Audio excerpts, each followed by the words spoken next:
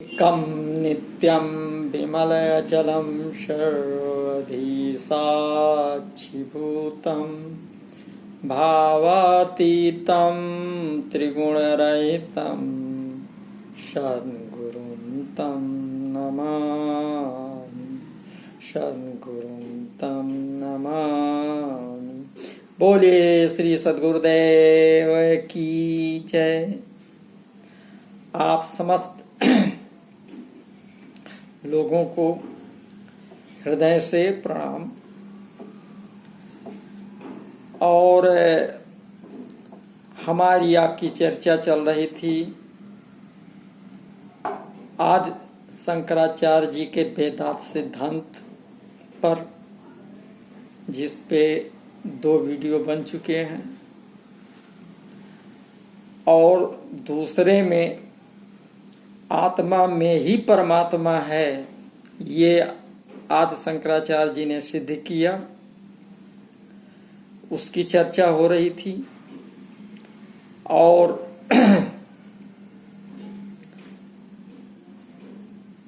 जैसा कि गीता में श्री कृष्ण जी ने महात्मा अर्जुन जी से कहा कि तद्धिन प्रणिपातेन परिप्रश्नेन सेवया उपदेशन्ति ते ज्ञानम ज्ञानिनस् तत्वदर्शिना। तो कहा कि तत्वदर्शी सदगुरु के पास जाओ। अब जगह जगह पर हमारे धर्मशास्त्र और महर्षि लोग यह आदेशित करते रहे हैं कि ईश्वर को तत्वतः जानो। तो जो ईश्वर को तत्वतः जानने वाला है, तत्वदर्शी गुरु, उसकी शरण में जाने का आदेश भगवान श्री कृष्ण अर्जुन जी को देते हैं। और तत्वतः ज्ञान की प्राप्ति करो। तो तत्वतः ज्ञान यानी तत्वतः ईश्वर को जानना, ये तो सब लोग कहते हैं, लेकिन तत्वतः कैसे जाने, इसका विवेचन स्पष्ट रूप से कहीं मिलता नहीं। लेकिन यहाँ पर आत्मा में ही परमात्मा है। जब आदि शंकराचार्य जी ऐसा बता रहे हैं तो उन्होंने इसमें तात्विक विश्लेषण किया है और तत्वतः एक एक चीज को क्लियर कर दिया। तो आइए तत्वतः ईश्वर को जाने, जैसा कि आदि शंकराचार्य जी ने कहा है। और अभी तक जो हम जान चुके हैं तत्वतः, वो फिर से रिपीट कर देते हैं। तो इसमें आप सभी का हार्दिक स्वागत है, अभिनंदन है, और बहुत ही अच्छे ढंग से समझने का प्रयास करें, क्योंकि बहुत ही गूढ़ तत्व है। जैसा अभी दूसरे वीडियो में बताया जा चुका है कि प्रकृति में जब सत्य गुण का सम्मिलन हो जाता है तो माया बन जाती है। और चैतन्य ब्रह्म में जब इस माया का, जिसमें प्रकृति और सत्गुण मिलकर के बना है, जब संयोग होता है तो उसकी संज्ञा ईश्वर हो जाती है। और जब अज्ञान और सत्गुण, अज्ञान और सद्गुण जब इनका संयोग हो जाता है तो ईश्वर का वो कारण शरीर हो जाता है। और जब चैतन्य ब्रह्म में, चैतन्य में जब सत रज तम ये तीनों गुणों का संयोग हो जाता है तो वो जीव हो जाता है। ये तत्वतः हमने समझा। अब क्या बताया, इसके आगे क्या समझा हम लोगों ने कि जब शुद्ध चैतन्य स्वरूप आत्म में अज्ञान का आवरण चढ़ जाता है, जब शुद्ध चैतन्य स्वरूप जब आत्मा है और उसमें जब अज्ञान का आवरण उसके ऊपर चढ़ जाता है तो उसकी संज्ञा जीव दी जाती है। और जब जीव में अहंकार, यानी अहंकार का मतलब क्रिया, एक्टिविटीज, तो जब जीव में एक्टिविटी, अहंकार का सम्मिश्रण हो जाता है, संयोग हो जाता है, तो ये जीव का कारण शरीर बन जाता है, जिसको मैं कहते हैं। अब आइए कारण शरीर पे चर्चा करते हैं। तो ईश्वर और कारण शरीर, जब कारण शरीर ईश्वर के तरफ प्रेरित होता है या ईश्वर कारण शरीर के तरफ जब प्रेरित होता है, संयोग बनाने का प्रयास करता है, तो वो हो जाता है आनंदमय कोश। इसी प्रकार जब जीव और आनंदमय कोश आपस में, जब चाहे आनंद कोश जीव के तरफ आकर्षित हो या जीव आनंद कोश की तरफ बढ़ रहा हो, तब ये हो जाता है कारण शरीर। तो तत्वतः इस चीज का ज्ञान हम लोगों ने आदि शंकराचार्य जी द्वारा प्राप्त किया। अब आगे आइए क्या तत्वतः और ज्यादा क्लियर करते हुए आदि शंकराचार्य जी बता रहे हैं कि अज्ञान तद अविच्छिन्नाभास यो उभयो अपि आधारम शुद्ध चैतन्यम यत् तुर्यम तीर्यते। क्या मतलब हुआ? ईश्वर माया से आवृत है। जब प्रकृति का संयोग हुआ चैतन्य में तो माया हो गया। तो बता, ईश्वर माया से जब आवृत है, तथा जीव किससे आवृत है? अज्ञान से आवृत है। भाई ईश्वर उधर माया से आवृत हुआ, इधर जीव किससे आवृत हुआ? अज्ञान से आवृत है। तो ईश्वर का अधिष्ठान ब्रह्म है जो शुद्ध चैतन्य है, तथा जीव का अधिष्ठान क्या है? आत्मा है।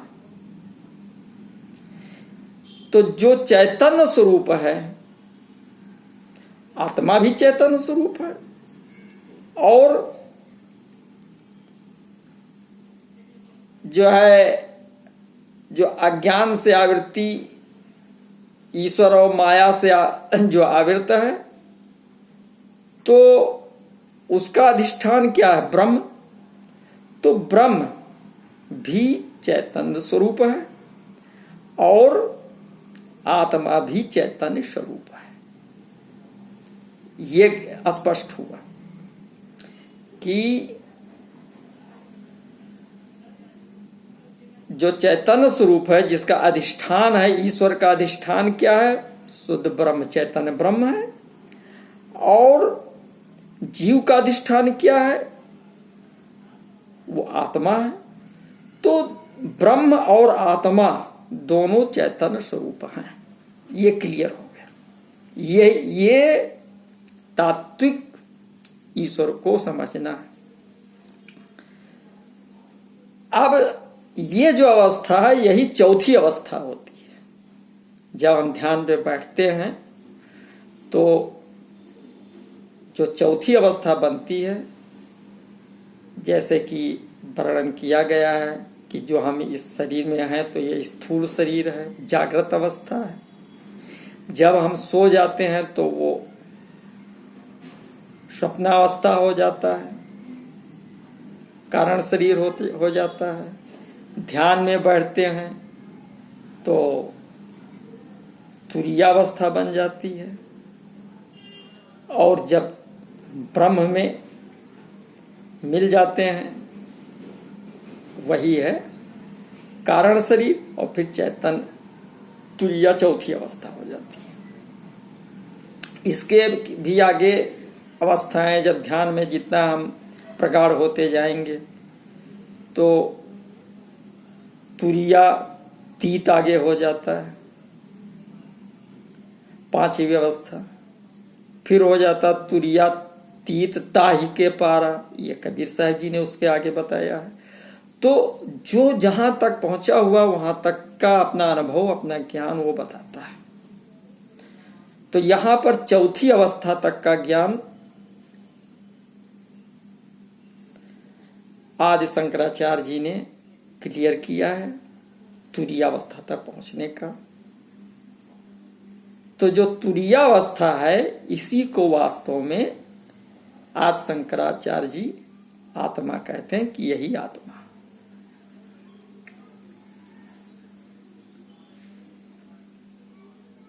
तो जागृत अवस्था पहली अवस्था हो गई, स्वप्नावस्था, सुसुप्ति अवस्था और फिर तुरीयावस्था। जब हम ध्यान में बैठेंगे तो तुरीयावस्था, तो चौथी अवस्था तुरीया की हो गई। तो यहां तक के बात अभी जब हम ध्यान में संलग्न होंगे, शुद्ध ध्यान जब लगेगा तब की बात बताई। तो ये तत्वतः बात हुआ। अब इस तत्वता को फिर से उलट चैतन्य ब्रह्म में आते हैं, समझने का प्रयास करते हैं, क्योंकि ईश्वर को हम तत्वतः जानना है। तो अगर ईश्वर में से माया निकाल दी जाए तो शुद्ध चैतन्य ब्रह्म हो जाता है। इसी प्रकार से अगर जीव में से अज्ञान निकाल दिया जाए तो वो आत्मा है, कारण शरीर है, चैतन्य स्वरूप है। तो चैतन्य स्वरूप ईश्वर में से माया निकलने पर भी चैतन्य स्वरूप हुआ और जीव में से अज्ञान निकलने पर भी चैतन्य स्वरूप हुआ। तो इस प्रकार प्रवृत्ति के सत्व गुण के संयोग से ईश्वर संज्ञा होती है तथा रज व तम गुण के संयोग से जीव संज्ञा होती है। तो जो दोनों ही उस एक ही चैतन्य की उपाधियां। तो जब इन दोनों उपाधियों से उस चैतन्य को अलग कर दिया जाए तो एक ही चैतन्य तत्व शेष रह जाता है और वही परम तत्व है जो ब्रह्म, वही ईश्वर है। तो इस प्रकार से तत्वतः ईश्वर को समझने का, समझाने का आदि शंकराचार्य जी ने अपने अनुभव के द्वारा बताया।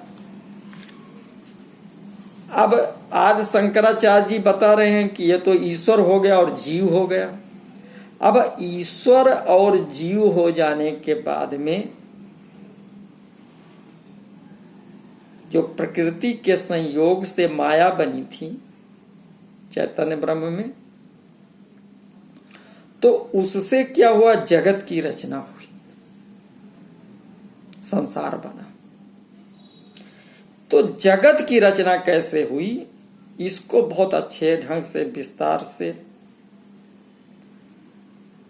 आदि शंकराचार्य जी, भगवान शंकराचार्य जी बता रहे हैं। आइए इसको समझने का प्रयास करते हैं। तो बताया, अनंत शक्ति संपन्नो मायोपाधिक ईश्वर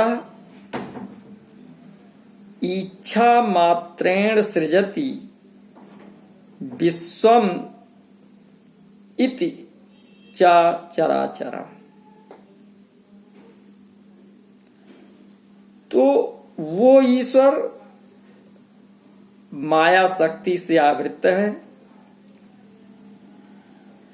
और वो इसी माया शक्ति की सहायता से केवल इच्छा मात्र से इस संपूर्ण चर और अचर सृष्टि की रचना करता है। अतः सृष्टि रचना उसके संकल्प का ही परिणाम है।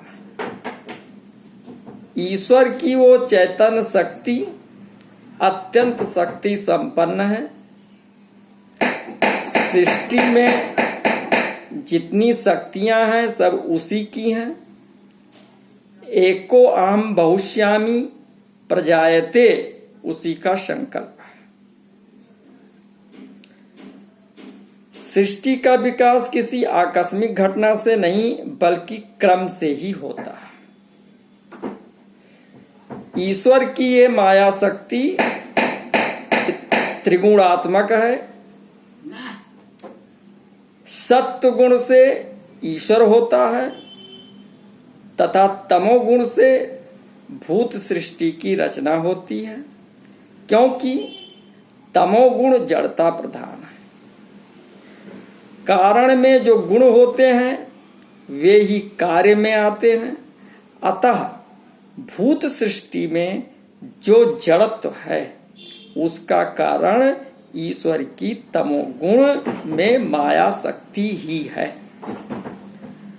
तो ईश्वर में जब तमोगुण मिल जाता है तो वो माया शक्ति बन जाती है। और माया शक्ति क्या होती है? वो भूत सृष्टि में जड़त्व होती है, जड़ प्रधान होती है। तो इसी से सूक्ष्म आकाश सर्वप्रथम उत्पन्न हुआ, क्रमवाइज है। इसके बाद क्रमशः स्थूल तत्व, फिर वायु उत्पन्न होती है।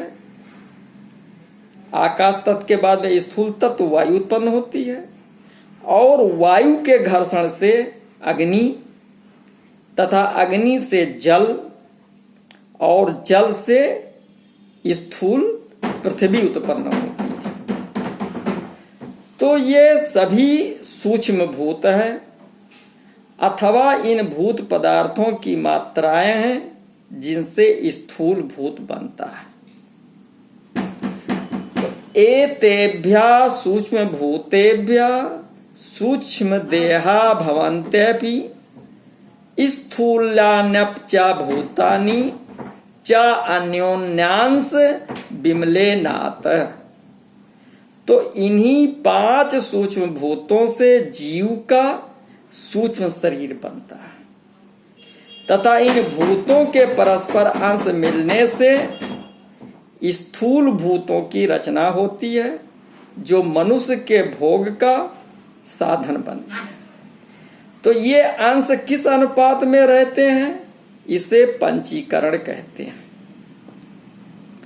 आपंचीकृत भूतेभ्यो जातम सप्तदशांगकम संसार कारणम लिंगम आत्मनो भोग साधना। शरीर रचना में सर्वप्रथम कारण शरीर की रचना होती है जिसे जीव कहा जाता है।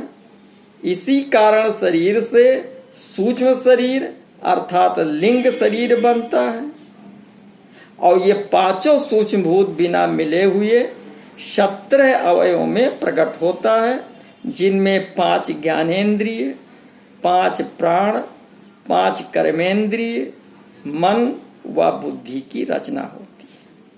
तो ये ही 17 तत्व इस जीवात्मा के भोग का साधन है। इनके बिना जीव संसार का भोग नहीं कर सकता है। प्रकाशक त्वादेतेषां सात्विकांश त्वमिष्यते प्रकाशकत्वं सत्तस्य स्वच्छत्वेन यतस्ततः।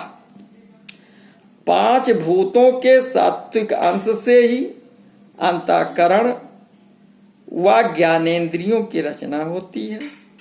सत्वगुण प्रधान, ये सत्वगुण प्रधान है, और ये 5 ज्ञानेन्द्रियां इन सूक्ष्म भूतों के ज्ञान को ग्रहण करती है। तो 5 भूतों के सात्विक अंश की ज्ञानेन्द्रियां हैं, जैसे आकाश से श्रोत इंद्रिय यानी कान बना, वायु तत्व से त्वचा बनी, अग्नि तत्व से नेत्र का निर्माण हुआ, जल तत्व से रसना बनी, और पृथ्वी तत्व से घ्राण इंद्रिय या नासिका बनी। तो इस प्रकार से जगत की रचना हुई। अब जगत की रचना में तो हो गई।